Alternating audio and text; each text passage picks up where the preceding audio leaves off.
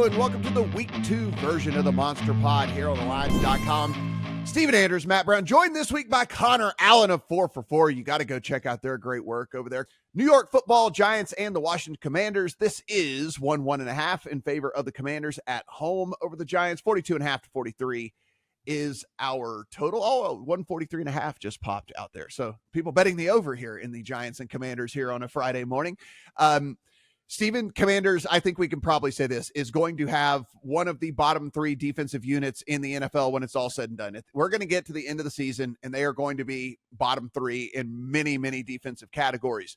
So the question becomes, if there was ever a team that Daniel Jones could possibly take advantage of, could it be the Commanders, or is there just no way in hell that this guy's ever going to be able to do anything in the NFL? He's a dog here against this Commander squad. I teased up the Giants. I would just tell everybody, make sure that Malik Nabers is going to play. We did have a tweet from one of their beat writers saying it doesn't appear to be anything serious. His leg tightened during practice, seems to be okay, and he'll see how it feels on Friday. So just keep an eye on that. If Malik Nabers doesn't play, then that's kind of a big deal, because all the preseason reports where they were just trying to feed him as much as possible in their training camp practices and whatnot. So if he's playing, I like teasing the Giants up. We all know Washington's defense stinks. I want to spend some time on the Washington offense. I think this is a fake offense right now. I have no confidence in this. I don't think Dan Quinn is sharp. I don't think Cliff Kingsbury is sharp.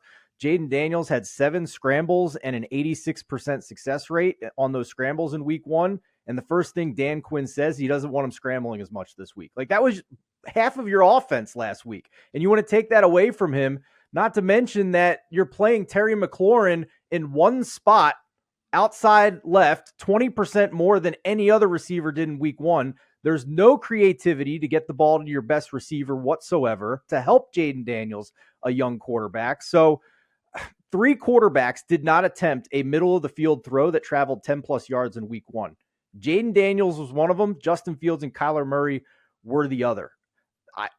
This is not a fully formed functional offense at this point to go with a terrible pass defense. My God, Brian Dable, if you can't keep this inside a touchdown for a teaser leg, just turn in your pink slip right now, because this is as easy as it gets this week.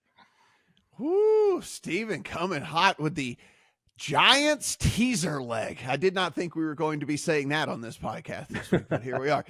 Connor, I guess I'm not jumping to as quite as big a conclusion as Steven is on the offense here. It was Jaden Daniels' first start in the NFL. So I'll give everybody at least a couple of weeks before I start making the statement that this is a fake offense. But what do you see here in Washington and New York Giants?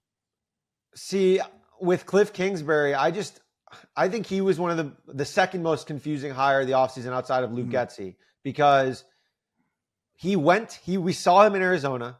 The horizontal raid went poorly. It just didn't go well. Goes to UFC, has Caleb Williams, and does not have a good offense. Caleb Williams is one of his worst years as a pro. Now is all of a sudden the offensive coordinator of a team with a bad offensive line, no wide receivers, and a quarterback that, frankly, I don't really think is all that good. So now we have all this combined. He threw like 8 screens last week, scrambled, ran 16 times. Like, I don't get it. And so Washington caught 0 air yards, Connor. 0 air yards. How is that even possible?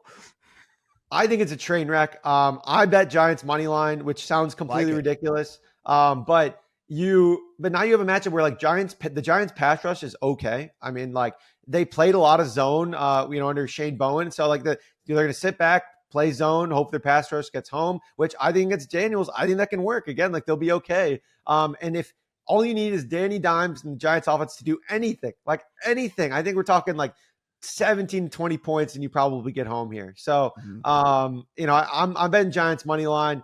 It's gross. Probably close your eyes, cover your eyes play, but I'm in on it. Why not? Got to live a little, right? I love it. I think it's great. Great play.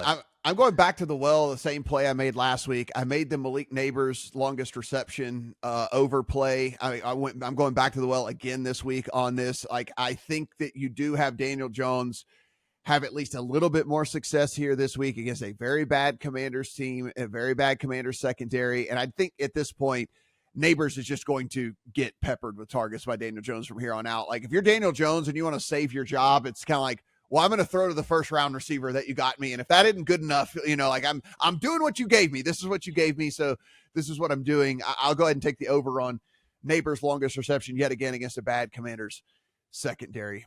Guys, had a pretty good week 1. So hopefully we can continue on here in week number 2. Connor, do appreciate you being here as well. Of course, check out their great work over at 4for4. Awesome stuff over there, not just from a betting standpoint, from fantasy standpoint, DFS standpoint. Be sure and take in all of their great work.